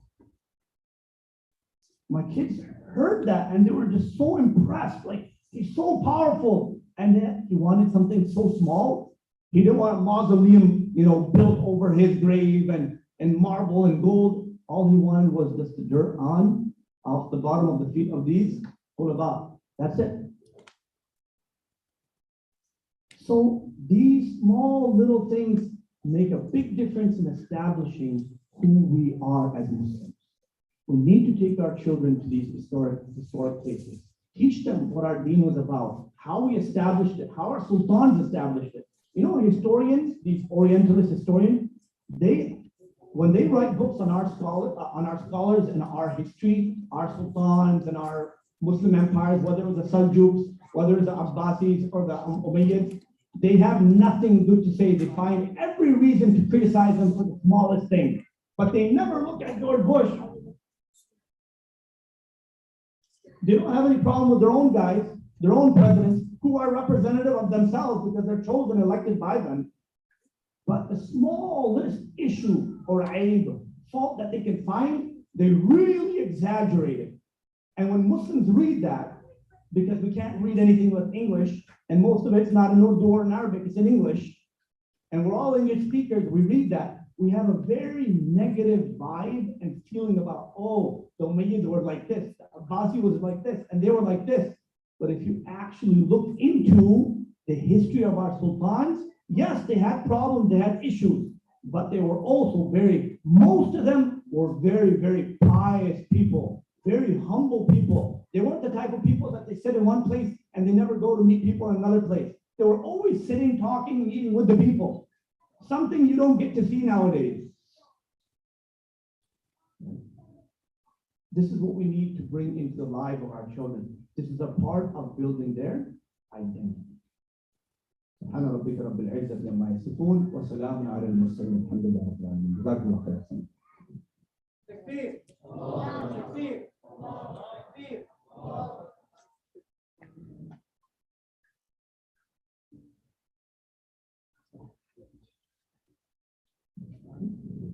Jazakumullah khair. SubhanAllah, what Malana was speaking about, this is something that's extremely relevant today. And it's something that comes up from time and time again. In fact, as he was talking about, I was remembering something that's occurred just yesterday after the Jumu'ah prayer. After the Jumu'ah prayer, at my masjid in Yardley, Pennsylvania, there was a brother that came up to me and he said that, I need you to talk to my son. Who's your son? My son is a doctor. My son is a professional. And he said, first I had an issue because my first issue with my son was that he was changing the middle name of his daughter. The daughter was born. He didn't want to give him. He didn't want to give the daughter a sort of an Islamic name. He wanted to give him sort of a name that is more relevant and easier to pronounce. Initially, that's what his issue was. He said, but now that he said, I kept pushing him to give an Islamic name, give your daughter a name that is recognizable of our family. He's like, I come from Egypt, I come from a Muslim country, I come from a Muslim family. And he said, now my son is at the point where he does not even want to be called by the name that I gave him. He said, because the name that I gave my son is a little bit difficult to pronounce, so he wants to change that as well. So Malana was speaking about here, this is something that is very, very relevant. It's something that we deal with on a regular basis. When Muslims lose their identity, they lose who they are, they lose the concept of what their names mean. One of the rights that when a child is born, one of the first rights that a child has over their parents is that they give him a good name. And in Muslim families, giving a name to a child is not a small deal. It's something that is given immense amount of importance. People talk about it, they think about it, they istikhara of it, they consult about it, they make dua, and then a name is decided. So when someone goes and changes that and says, I do not want to be called by this name, why? Because it's a little bit difficult to pronounce, or in the field that I work in, it's not the common name. You can imagine not just the hurt that is causing to the parents, that's a separate issue. But what's happening is that essentially they are breaking down the foundation of who they are. And the name that he had was not a difficult name. It was the name Hussein. It's the name of my own son. Hussein is not a difficult name to pronounce. But the idea of losing the identity leads down this path. May Allah subhanahu wa ta'ala protect each and every single one of us. Inshallah, next we have, we want to congratulate and celebrate all the hard work that the students have been doing. So inshallah, we'll be giving out some prizes, certificates, and we'll also be having the hifz completion ceremony as well. So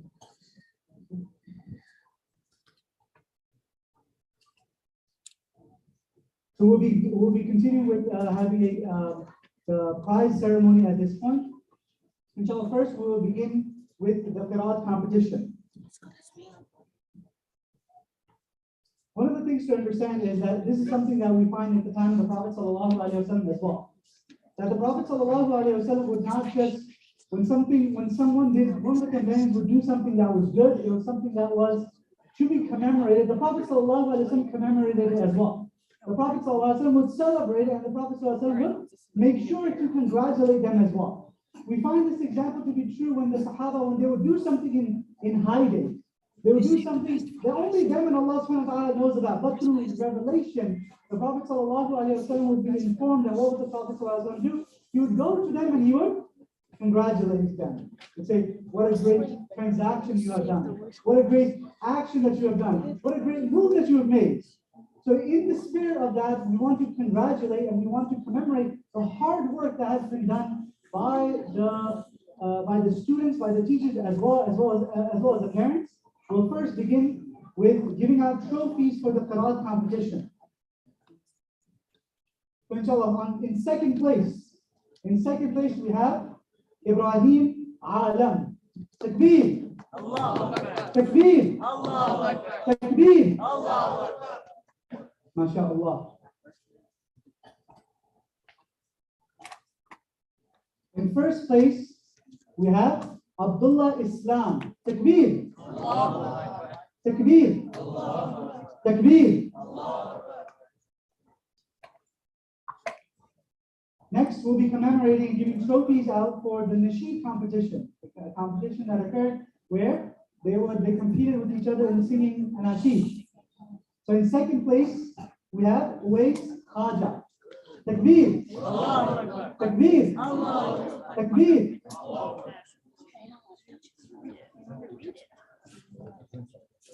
In first place, we have Idris Hussein, but he is not here today.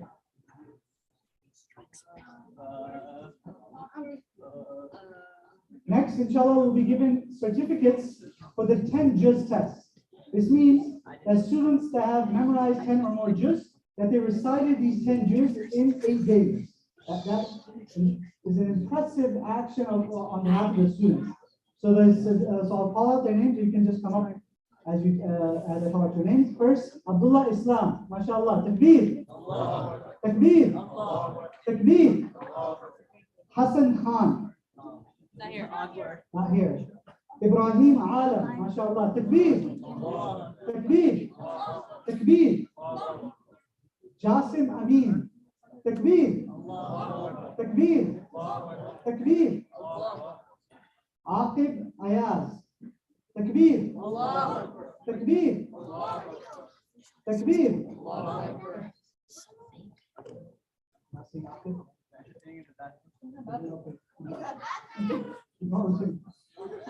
Oh, there he is. MashaAllah. The spirit of the madrasa is so strong, he's volunteering during his own ceremony. Once again, takbir. Takbir. Takbir. Next, Umar Al-Salam. Takbir. Takbir. Takbir.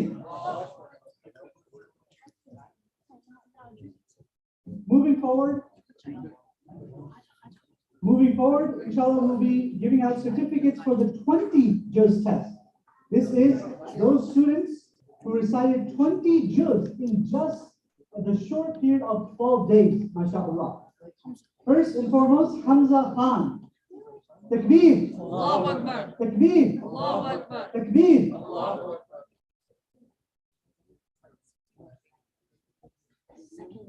Next, mashallah, he's taking everything today. Ibrahim Alam.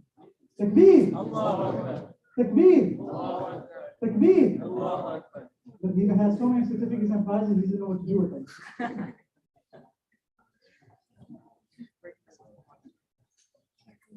Next, we have Wajid Ahmed. Takbir. Allahu Akbar. Takbir. Allahu Akbar. Takbir. Allahu Akbar. And lastly, we have Zakaria Ahmed. Takbir. Takbir. Takbir.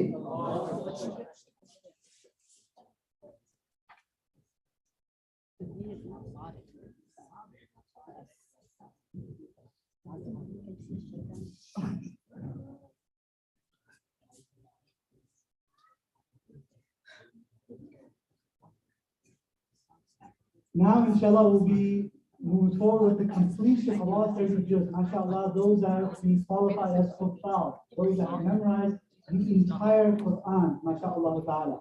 Alhamdulillah, we have two graduates that have completed the memorization of the Quran that will be finishing, that will be graduating today. The first one is Hafiz Abdul Basit. Abdul Basit, unfortunately, right now he is in India, but instead his father is here today, so we will call his father up instead, and we will hand him the imama, the turban, and his awards as well. Takbir! Takbir! Takbir! This is not just a moment of celebration for Abdul Basit, but especially a moment of celebration for his family, including his father, who is here today accepting this award on behalf of him.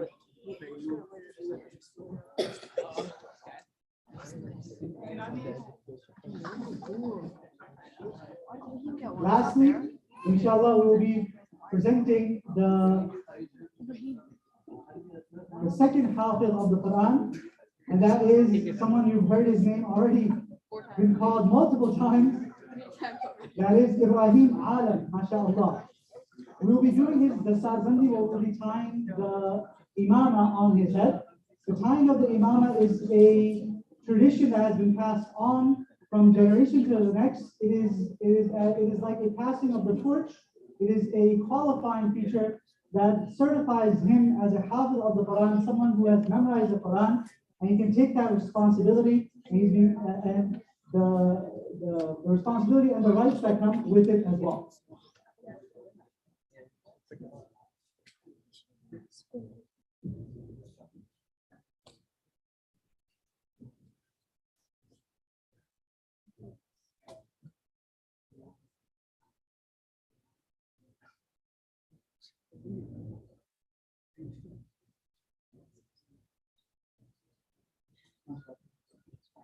Takbir! Takbir! Takbir!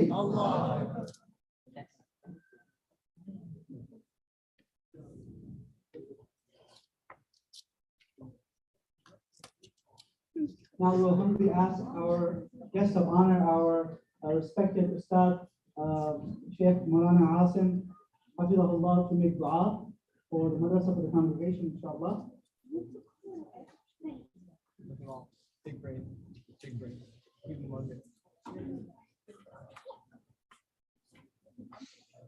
الحمد كما ينبغي لجلال وجهك وعظيم سلطانك وقدست رب الملائكة والروح اللهم فاطر السماوات والارض عالم الغيب والشهاده انت تحكم بما عبادك بما كانوا فيه يختلفون اللهم صل على سيدنا محمد النبي الامي وعلى اله وصحبه وسلم تسليما كثيرا ربنا لا تزغ قلوبنا بعد إذ هديتنا وهب لنا من لدنك رحمة إنك أنت الوهاب ربنا إننا آمنا فاغفر لنا ذنوبنا وقنا عذاب النار رب اغفر وارحم وأنت خير الراحمين ربنا هب لنا من لدنك ربنا هب لنا من ربنا آتنا في الدنيا حسنة وفي الآخرة حسنة وقنا عذاب النار ربنا آمنا فاغفر لنا ذنوبنا وقنا عذاب النار ربنا اغفر علينا صبرا وثبت اقدامنا وانصرنا على القوم الكافرين اللهم ارحمنا بترك المعاصي ابدا ما ابقيتنا وارحمنا ان نتكلف ما لا يعنينا وارزقنا حسن النظر فيما يرضيك عنا يا رب العالمين يا ارحم الراحمين يا ذا الجلال والاكرام يا رب العالمين. All the brothers and sisters who contributed in any way in making this event a success, Ya Allah, please accept them, Ya Rabbil Alameen. Accept all their hard work, Ya Rabbil Alameen. Accept their niyyah, Ya Rabbil Alameen. Accept their volunteering, any work that they did in any way, Ya Rabbil Alameen, Ya Allah. Ya Allah, please accept them, Ya Rabbil Alameen. Ya Allah, accept all those who came here to attend this gathering, Ya Rabbil Alameen. Accept them as well, Ya Rabbil Alameen. Accept the whole gathering, Ya Rabbil Alameen. Allah, grant us complete maghfirah, Ya Rabbil Alameen. Every single one of us, Ya Rabbil Alameen. Forgive us for all of our sins, Ya Rabbil Alameen. Forgive us from our major and minor sins, Ya Rabbil Alameen. Ya Allah, Ya Allah. Ya Allah, grant us your ridha, Ya Rabbil Alameen. Ya Allah, grant us ridwan, Ya Rabbil Alameen. Ya Allah, grant us Jannat al-Firdaus, Ya Rabbil Alameen. Ya Allah, be pleased with all of us, Ya Rabbil Alameen. Ya Allah, these students who are working hard, Ya Rabbil Alameen. Ya Allah, to memorize the Quran, Ya Allah, your holy book, Ya Rabbil Alameen, which you reveal upon our blessed Prophet Sallallahu Alaihi Wasallam. Ya Allah, give them tawfiq to follow upon it to us, Ya Rabbil Alameen. Give us tawfiq to, Ya Allah, have haqiqi muhabbat for us, Ya Rabbil Alameen. Ya Allah, develop the love of Allah and His Rasul sallallahu alayhi wa sallam in their heart, Ya Rabbil Alameen.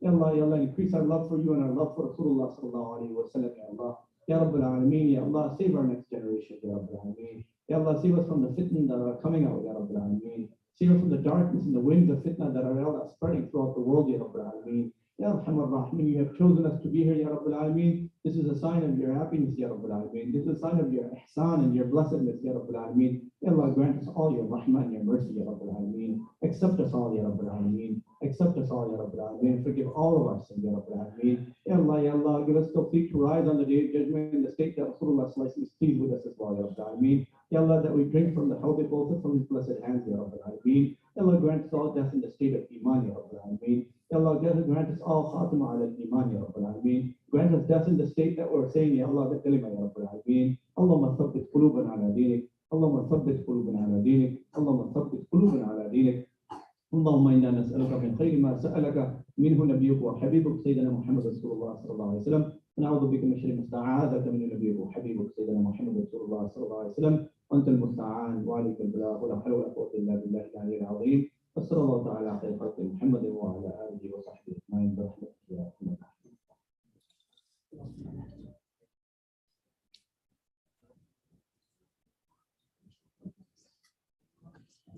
Jazakumullahu khair.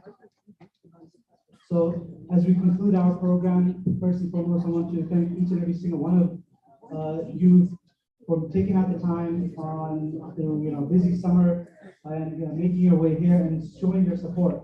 Secondly, I want to especially thank the ulama. My count, I counted around 14 different ulama that are here, visiting from different parts, some from the south, some from the north, and subhanAllah, the fact that they made the trek here just for a day or so to be with us. A heartfelt thank you from Jazakumullah khair from me, from everyone that is involved at the madrasa, everyone that is here. We also want to give a huge Jazakumullah khair to all those that are involved with setting up, all those that are volunteering in whatever capacity that they are. There's many folks that are involved in the back end that you don't know, you never see them, you never hear their name, but they're the foundational, they're the backbones of the madaris, they're the backbone of all the programs that occur. And we dua for them as well. And we pray that Allah subhanahu wa ta'ala accepts their efforts, accepts their sacrifices. With that being said, where does that leave us? So, as this is a madrasa, we would hope that we all become students of knowledge. You're never too old, you're never too young to become a student of knowledge. So we should all strive to become students of knowledge. If we cannot become one, at the very least, we should support someone else to become one. If we can't support someone else to become one, then we should support the institutions in general that do this type of work. If we cannot support those institutions, then we should love them. We should love them. We should love those that are doing the work as well. And if we cannot even do that, at the very least, we should not hate them. We should not despise them. Jazakumullah khair. Assalamu alaikum wa rahmatullahi wa barakatuh. Inshallah, let's take it back as well.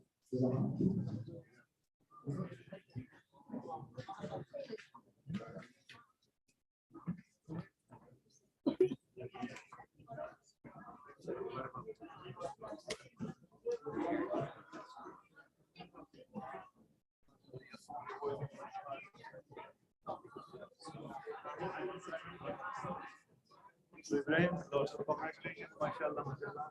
Who's that?